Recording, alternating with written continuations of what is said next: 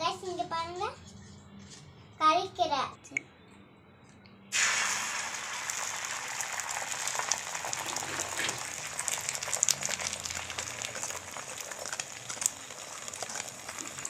போட்டாச்சு फ्रेंड्स இப்போ இன்னும் கொஞ்சம் வேகணும் திருப்பி போட்டுறேன் फ्रेंड्स திருப்பி போட்டாச்சு வெந்துச்சு வெந்துச்சு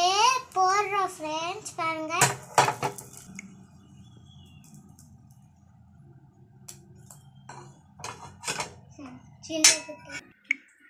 சாப்பிட்டு பார்க்குறேன் फ्रेंड्स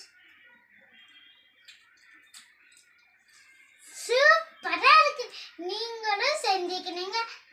லைக் பண்ணுங்க ஷேர் பண்ணுங்க பை